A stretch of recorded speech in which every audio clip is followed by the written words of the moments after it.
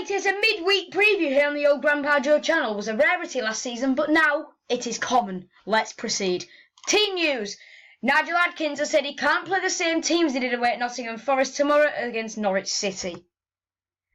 Fraser Campbell and Evandro, who both came off the bench in Saturday's loss at Nottingham Forest, will be in contention to start at Carrow Road, as will Kevin Stewart and Liam Ridgewell. Adkins will also have the option to bring Stephen Kingsley, who has missed the last 3 games through injury, hip and illness, fit again John Terrell and Noah Dicko back into his squad, having left the trio out of the Tigers' travelling party that headed to the City Ground at the weekend. Daniel Batty remains unavailable, but is recovering well from a back problem, with Andre Mazouk, another who is closing in on a return from an Achilles injury. James Weir and Angus MacDonald remain out. Daniel Farke has no new injury concerns ahead of the Tigers' visit to Carrow Road. Speaking in his pre-match press conference, the Canaries boss said that everyone who was available for selection for the 1-0 win against Swansea last Friday will be available for Wednesday night's clash in front of the Sky Sports cameras.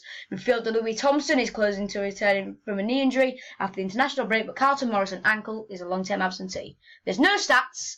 Now what do I think? Things need to improve after the Forest game. And we lost possession lots in the midfield. Maybe Kevin Stewart should come back in. And quickly on the club news front, Kamil Grzycki and Marcus Henriksen have both been called up to international duty. Now we've got another view on the game coming in from this man right here, Jacob Ben, and I'll get him on the line right now. So I've got Jacob on the line and I'm going to ask him a couple of questions. Firstly, what did you think of that Forest performance? And things definitely need to improve, don't they? Oh, God.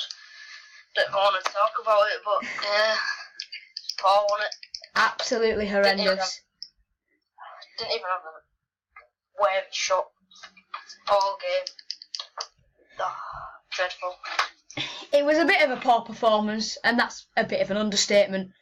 Adkins has said that he might recall Fraser Campbell, Evandro, Kevin Stewart and Liam Ridgewell. Thoughts on that? I thought Device and Berg was actually half decent until the goals went in, but yeah, I really don't like Martin. For me, Device and Burke are our best centre-back pairing, and I wouldn't play Ridgewell at all. I'd keep out is at the back, but we do need something going forward. We need more going forward because we can't just rely on Grzycki, Bowen and Pugh. I think Pugh's good though. Pugh is good, but we can't rely on him. We can't just rely on him. Bowen and Grzycki. He needs support from a good striker, whereas Martin's good at holding the ball up and playing it through, but as a goal scorer, it's what you want in a striker, really, isn't it? What we're missing, I think, for our promotion push. Should have kept Will Keane. Yeah, get you on the spot. Predictions for the game then.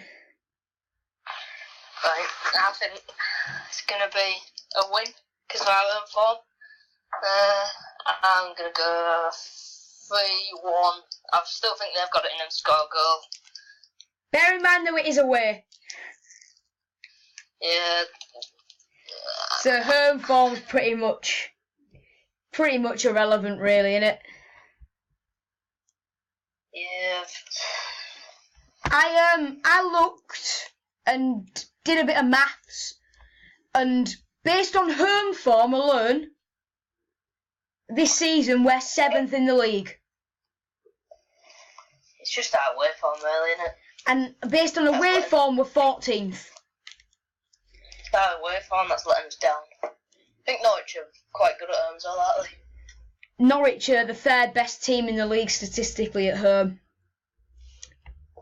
Be hard, won't it? We've picked up 19 points from 18 away games. I think it's hardly good. 3-1 then. I think we have got it in us. However, though, we do tend. We do tend to maybe put up a bit more of a fight against the teams that are higher up there. Because when you think about it, earlier in the season we bottled it against Preston, but then we fought well against Norwich at home, Derby at home, and Leeds at home. So it is really... Alright, we've lost connection to Jacob there. Hang on, let's ring him back.